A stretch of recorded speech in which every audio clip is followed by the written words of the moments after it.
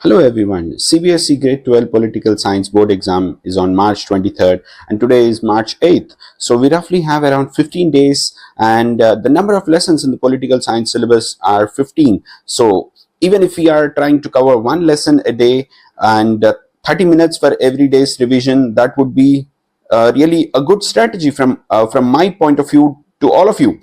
So let's start with the first lesson, Challenges of Nation Building from India Since Independence book. So, at the time of independence, when British left, the government of India had uh, three major challenges. In this lesson, we are trying to cover all these three challenges. So, on August 15th, 1947, Jawaharlal Nehru, the interim Prime Minister of India, gave a speech called Tryst with Destiny speech. Millions actually came to listen to him as what he would be delivering in his speech as as a symbol of a message to the world, or something like that. Millions were actually happy that India finally became independent, but the problems actually started from there on for the government of India. It had to deal with multiple challenges, so as to say, challenges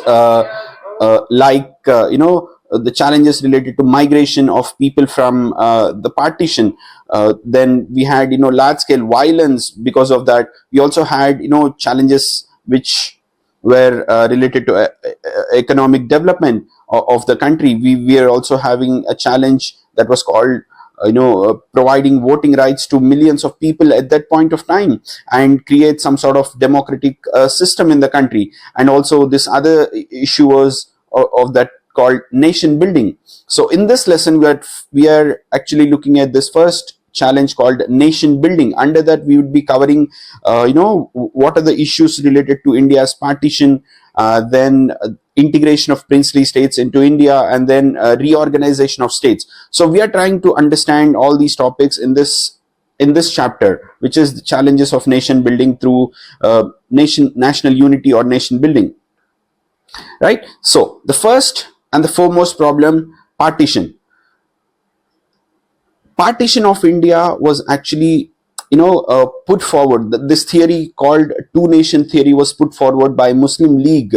They believed that this country called India was actually a land of two different people, majorly Hindus and Muslims, who cannot live together. So there is a need to create two different countries for these two people. So this is two nation theory. This was pushed very hard by Muhammad Ali Jinnah and the members of Muslim League.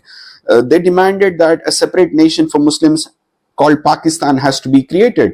The Indian National Congress Party, which was the largest party at that particular time, it actually opposed the theory. But then political developments in 1940s forced and the decisions taken by the British government at that time made it very obvious for the partition. Now, the British India, in the sense, British were the ruling group at that particular time. British India was divided actually into India and Pakistan based on the principle of religious majority. Now, a Muslim majority areas were to form Pakistan, while the rest would remain as India. Now, the problems with this partition was Muslim majority regions were not geographically, contiguous. They're not next to each other. They existed in two separate areas, like East and the West. As a result, Pakistan was created with two different parts, like West Pakistan and East Pakistan. Separated by Indian territory in the middle of these two territories. And the other problem was not all the Muslims in India wanted to go to Pakistan, and even Muslim majority regions also did not support for this. For example, Khan Abdul Ghaffar Khan from Northwestern Frontier Province, he was not okay for this decision. Like, he was not okay with his region, Northwestern Frontier Province, to join Pakistan. So this is another problem with partition. The other problem from within was Punjab and Bengal had mixed populations of Muslims, Hindus, and Sikh communities. These provinces were divided according to religious majorities at district level or even at the lowest levels. The problem was the final boundary decisions were so much were delayed by by delayed by so many days that so many people did not know whether they belong to India or whether they belong to Pakistan on the day of independence.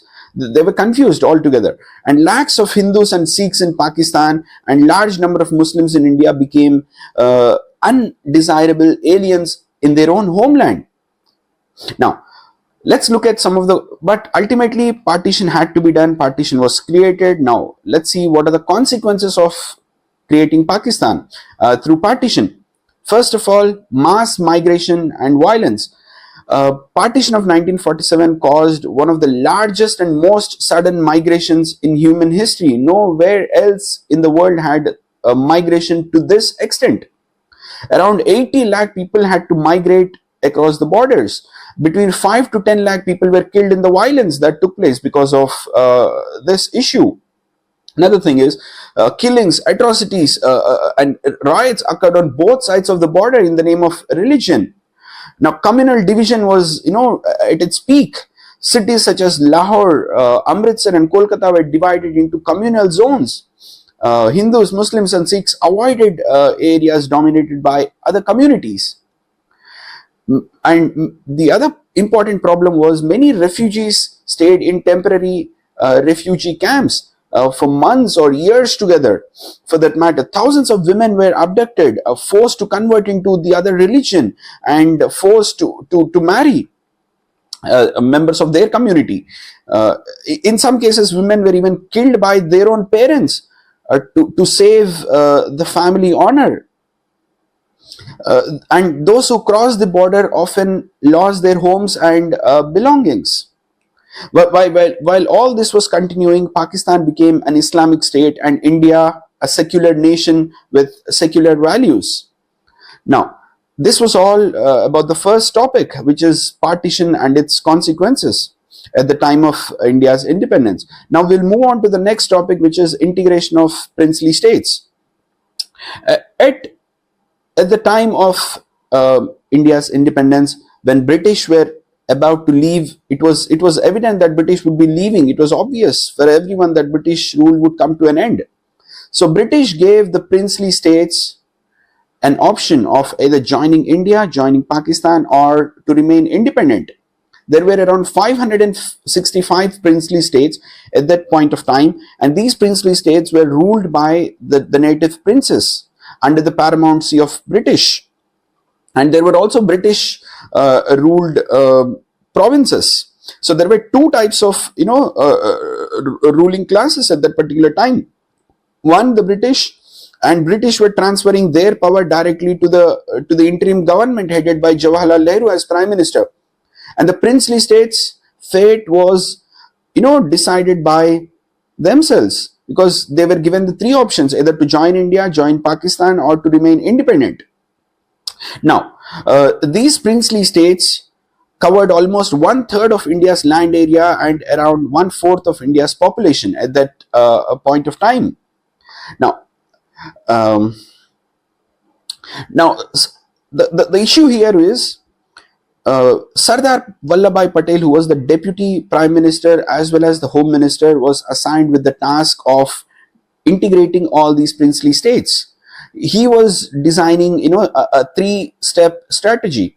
First strategy was ask all these princely states to come and join India for various reasons. Like these princely states were bordering Pakistan, so obviously it would be a good option for them to join India, because these princely states do not have a significant or a strong army to defend themselves in terms of Pakistan attacking them. So he showed them that option, and majority of the princely states did join India voluntarily. The other option was he gave them the option of privy purses. Every year these princely states would be given a pension. The princes would be allowed to retain their estates, carry on with their businesses. So all this was under privy purses. So many other princely states were interested to join India because of the benefits that he was showing.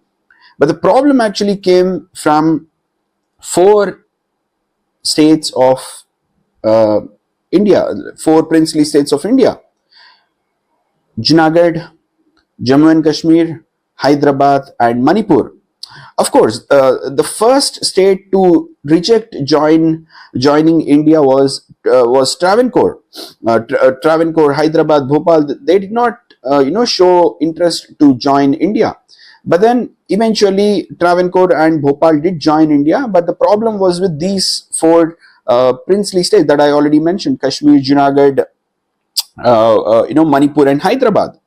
So let's start understanding the stories of all these four princely states as to how they joined India. Let's start with the story of Junagadh.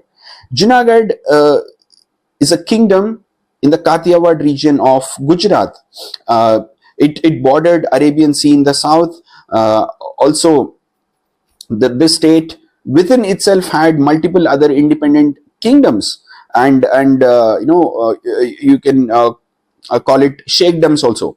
Uh, the kingdom had a population of Junagadh had a population of 7 lakh people, with 80% of them belonging to the Hindu community. The king was from Muslim community. Now the problem is, most of these sheikdoms and petty estates within within Junagadh, they declared independence at the time of India's independence from Junagadh.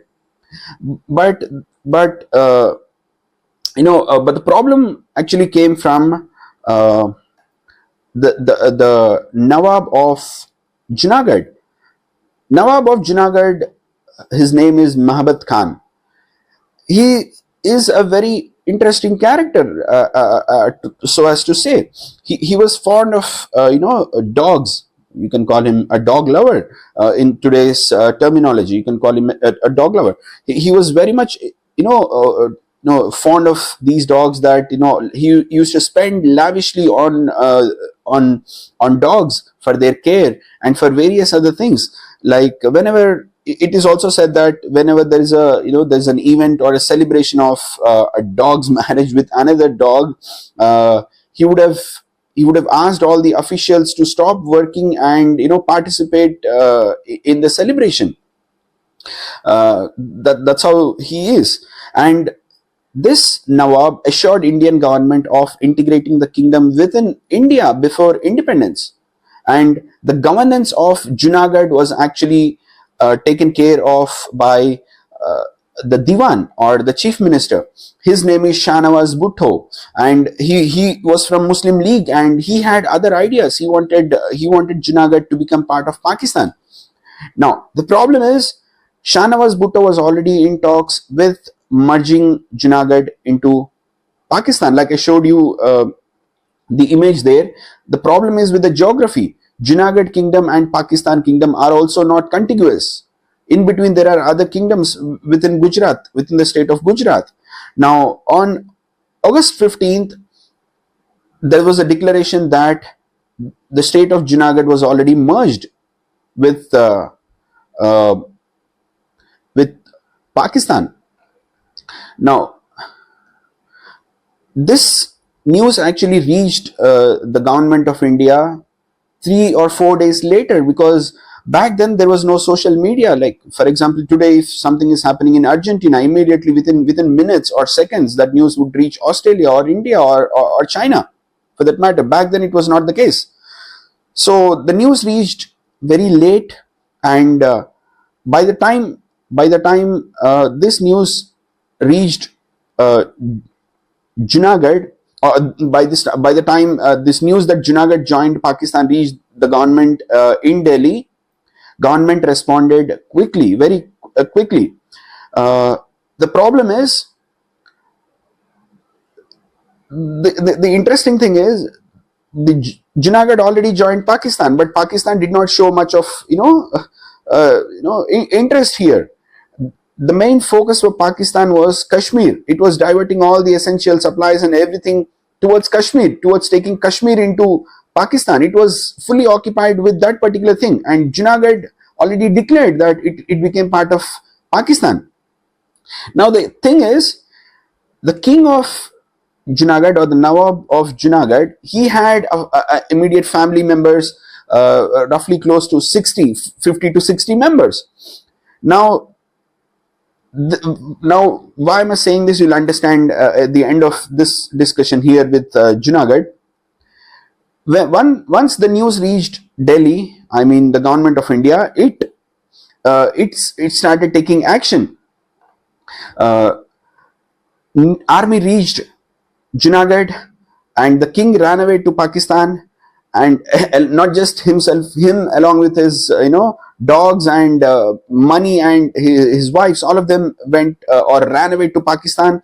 And there was a plebiscite that was conducted in Junagadh, whether Junagadh would be with India or Junagadh would be with joining Pakistan. So in that plebiscite, 1,90,870 voted in favor of joining India, whereas only 91 votes were in favor of Junagadh joining Pakistan.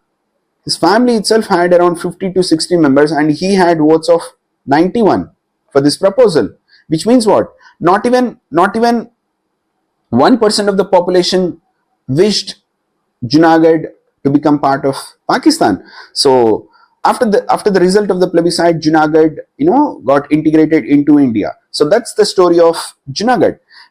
Just to give a clarity, plebiscite is a process in which there would be a question asked to the population of that particular area. There would be a question, yes or no kind of question, let's say. So this question here was Junagadh to join with India, yes, no, and 1,90,870 members voted for India, voted yes to India, right? So that's how Junagadh became part of India. Now, the next story is of Kashmir. Like we discussed in the beginning, there were 4 states which created a lot of trouble to the government of India back then. Let's look at the second state, that is Kashmir. Now, every time whenever there is an IPL match, we get to see beautiful girls and memes circulating online saying "जान दे देंगे इसके लिए, क्या बात कर रहे हो आप?" The context of this meme actually is with the story of Kashmir. Now let's start with the story of Kashmir. Kashmir also became independent along with all the other princely states in 1947. Majority of the population in Kashmir was Muslim. King wanted Kashmir to remain independent. He did not want Kashmir to join India or join Pakistan. He wanted Kashmir to remain independent. Now, he was not at all interested in signing the instrument of accession with India or Pakistan. But in October 1947, Pashtun tribes from Pakistan's northwestern frontier province invaded Kashmir in order to take it by force. They were headed towards Srinagar, where the king was present. There was a tremendous law and order situation going on in the state, especially in the North Kashmir. Now, on October 26th, 1947, 11,000 people in Baramulla were killed by the invaders. Now, Hari Singh, because of this, Maharaja Hari Singh requested armed intervention from the government of India in order to calm the situation and to suppress the invasion by Pashtun tribes. On the same day, he left Srinagar and arrived in Jammu, and he met VP Menon, who was Jawaharlal Nehru's representative. He was told that India cannot send troops unless Jammu and Kashmir becomes a part of India. The explanation for this is, if Jawaharlal Nehru, being the Prime Minister of India, would send his troops to Jammu and Kashmir in a matter of internal conflict between Jammu and Kashmir's king or the army and the Pashtun tribes, it's an internal matter. If the Indian army would go there, Jawaharlal Nehru would have been forced to give an explanation at the United Nations as to why Indian troops went into Kashmir. So for that reason, Jawaharlal Nehru was very much keen on making Kashmir a part of India first, and then send his troops into Kashmir. So this was the situation here. Now, with this clear explanation that he gave, Maharaja Hari Singh, he was also okay for signing the instrument of accession, but he requested for certain concessions to be given to the state of Jammu and Kashmir and to the people. Those concessions, Jawaharlal Nehru was okay with it, and those concessions or those special considerations were put into an article called article number 370.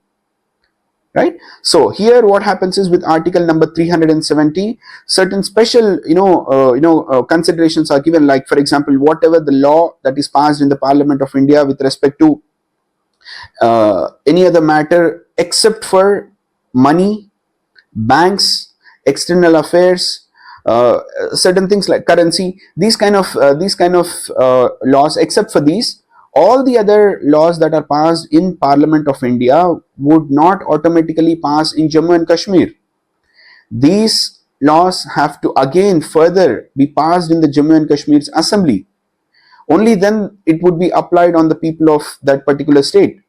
I hope you understood here, right? So now the issue is, once the instrument of accession was completed, Indian troops went there, fought a war with Pakistan, and the whole issue uh, went into another zone that we would discuss it in some other topic. But once this was done, Jammu and Kashmir became a part of India. That's how Jammu and Kashmir became part of India, once the instrument of accession was signed by Maharaja Hari Singh. Now, Jammu and Kashmir was given certain special considerations. All these considerations are put into article number 370, which were deleted in 2019 by the central government or the Parliament of India. And in that context, the Home Minister, the then Home Minister or today's Home Minister, Shri Amit Shah, he gave a speech on this same aspect, and in that debate he used this reference.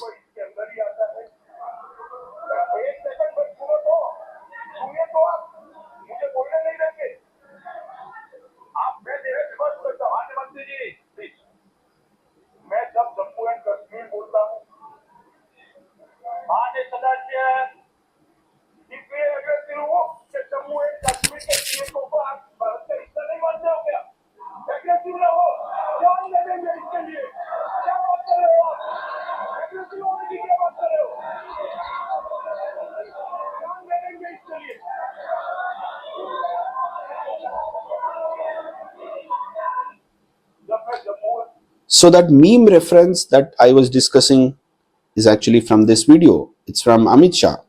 Now, so finally that article was abrogated. And what actually happened with the abrogation of article 370?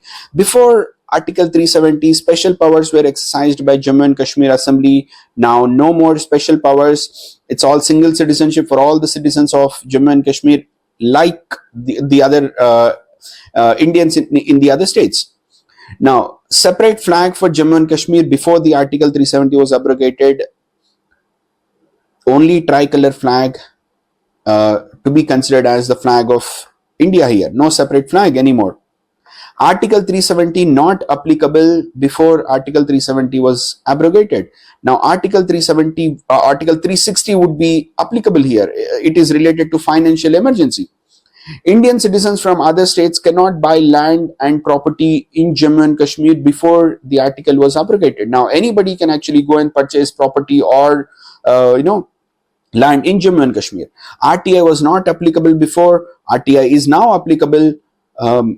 Now, if a woman from Jammu and Kashmir marries a person from other states, like let's say from Telangana, for that matter, or some other state, so problem is, she would lose the citizenship of the state before article 370 was abrogated. Now she does not have any such issue. In fact, she would retain all her rights and Indian citizenship. Now, before the duration of Legislative Assembly was for 6 years. Now the duration of Legislative Assembly of Jammu and Kashmir is also 5 years, like that of any other state within India. So this is the difference between before and after the abrogation of Article number 370. Now, let's move on with the third state, which is the story of Hyderabad. And Hyderabad was the largest princely state in India in 1947. It had the current day parts of Maharashtra, Karnataka, the present Andhra Pradesh, for that matter. The ruler of Hyderabad was called as Nizam, and he was Mir Osman Ali Khan at the time of India's independence. He was the last ruler of Hyderabad, and he was the richest man in any particular standard at that particular time. The population in Hyderabad was majority Hindu, and the ruler was a Muslim. He had a standstill agreement which was already made with the government of India, according to which no further decision would be taken on Hyderabad, whether from king's side or from government side. But the problem is, Nizam was also importing arms from Europe, and he was also drawing support from Muhammad Ali Jinnah, and he was also having secret negotiations with him. Now, around the same time, a movement which was taking place in Telangana, which was against the oppressive landlords, and this movement was started by the peasantry, the women, and to suppress the movement, the king's private army, Razakars, they were trying to, take the sides, and they started, carrying out atrocities against the women, mostly of Telangana. The atrocities were mainly targeted on non-Muslim women, which is majority Hindu women, and there was loot, there was rape, there was maiming, all sorts of atrocities were going on in Hyderabad, or in the state of Hyderabad at that point of time, by these Razakars. These Razakars were, deadly, cruel. They had no sense of, humanity. They had no literal, values. They were carrying out every literal atrocity that you can speak of against the women of Hyderabad. Now, this struggle by the locals of Hyderabad was also supported by communists against Razakars. Now, when this movement was going on at its peak, there was obviously, this was creating a huge issue within the center of India. Now, when the central government got to know about this movement and the atrocities that that the Razakars were carrying out against the people of Hyderabad, the central government sent army in the name of Operation Polo. It was also called as police action. It was actually army, but the name was police action. Reason is, if army would be sent into an independent kingdom, Jawaharlal Nehru would have, would have to answer in the United Nations as to why he interfered in an independent kingdom. So that's the reason it was called as police action. Police is an internal matter anyhow, so that's not a problem then. Now, after Operation Polo was completed, the Nizam had to surrender, and Hyderabad acceded to Indian Union on 17th September 1948. So, to give you a bit of clarity here, Hyderabad did not get independence on August 15th, 1947. We became independent from Nizam's rule on September 17th, 1948. It was almost a year later. So, now once the Nizam's army surrendered to the Indian army, Hyderabad was officially made a part of India. So that's the story of Hyderabad. Now, coming to the last state in this story, the story of Manipur. Manipur is in the northeast part of India, and its king was Bodh Chandra Singh. A few days prior to India's independence, he signed the instrument of accession with the government of India on a condition that the internal autonomy of the state would be guaranteed. And in 1948, for the first time, elections were conducted on a basis of universal adult franchise. This is the first state to carry out elections in India. And the popularly elected assembly with the majority of the political parties had other ideas in the sense not to join India. But then the Congress party and King had this thing called they wanted to join India. Now, in September 1949, Government of India had Maharaja sign the merger document without consulting the Popular Assembly, leading to anger and resentment from which, we still see, the repercussions of it even today. So this is the story of Manipur. Now, moving on with the last topic from this lesson, that is, how are the states created? Back then, all these states were, disorganized. Many states had people speaking Marathi, uh, Telugu, Kannada, all within a kingdom.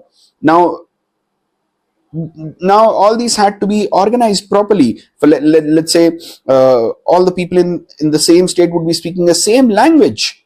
Now this is some sort of an organization. So what actually happened was, in the Congress session of 1920 in Nagpur, there was a discussion that states should be created based on language or languages after India gets independence. This was the discussion in 1920 Nagpur session. But once India gained independence, this discussion was put aside. Reason is, Jawaharlal Nehru thought that if India, is created, in terms of states with different languages, people in those states would have their, affiliations only to that particular state rather than for India. Just then, we had the partition of India based on a theme called religion. So he thought, if India is created based on languages, no, for states, all these states would also secede from India, and India would mean nothing other than but Delhi. So that's the fear that he had. So he was not okay with states being created based on language or languages.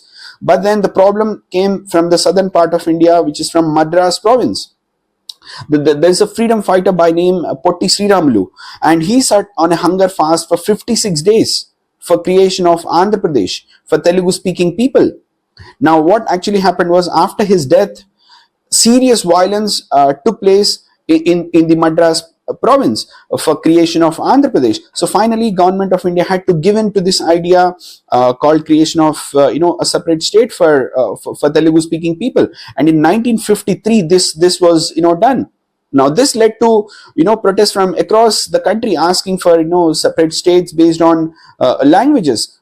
So finally, a states reorganization commission was set up, and this states reorganization commission gave recommendations that there is no harm in creation of states based on languages. So, and this states reorganization commission was, a bill also was passed in 1956, and on November 1st 1956 it came into being, and its recommendations led to the creation of 14 different states and 6 union territories at that point of time. Later on, from years, through different years, multiple different states kept on getting created.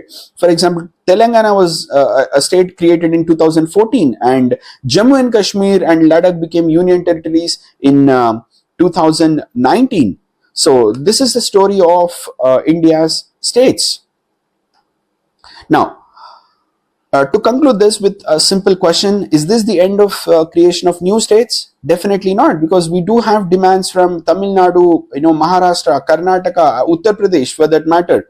So for creation of new states from within the states. Now, in the next 50 years, nobody would be able to say for certainty, like as to what are the states or how many states are going to be there in India. But there is a demand. We might see many more changes coming up. So that's all from this particular lesson. Thank you.